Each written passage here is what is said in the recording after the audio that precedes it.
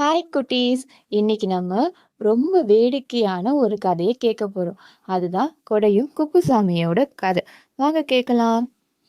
ஒரு நாள் குப்புசாமி சுண்டல் சாப்பிடணும்னு ஆசைப்பட்டாராம். அப்போ அவரு ஒரு பெரிய ஆலமரத்துக்கு கீழே உட்காந்து சுண்டல் பொட்டலத்தை பிரிச்சாராம். அவர் சுண்டல் பொட்டலம் பிரிக்கும் போது திடீர்னு வானெல்லாம் இருண்டு போச்சாம். கொஞ்ச நேரத்திலே மழை தூர ஆரம்பிச்சுதான். மழை தூறதை பார்த்ததும் குப்புசாமி கொடைய விரிச்சாராம். கொஞ்ச நேரத்திலே அந்த மழை பெரும் மழையா மாறி வெள்ளம் வந்து குப்புசாமியை கொடையோட அடிச்சிட்டு போச்சான். அந்த வெள்ளம் அவரை நேரா கடலுக்கு இழுத்துட்டு போச்சான்.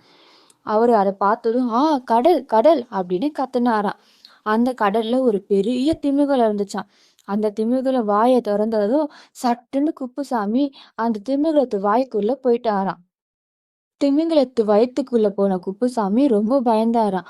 அப்போ திமிங்கலத்து வயித்த ஓங்கி எட்டு உதைச்சாராம். உடனே திமிங்கலம் ஃபூ அப்படின்னு அவரை ஊதுச்சான். உடனே குப்புசாமி கொடையோட பறந்தாராம்.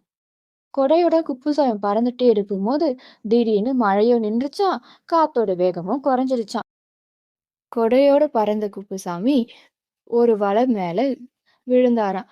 அப்பா, இனியாவது நிம்மதியா அந்த சுண்டல் பொட்டலத்தை சாப்பிடலாம் அப்படின்னு அவரு சந்தோஷமா சிரிச்சுக்கிட்டே சாப்பிட்டாராம்.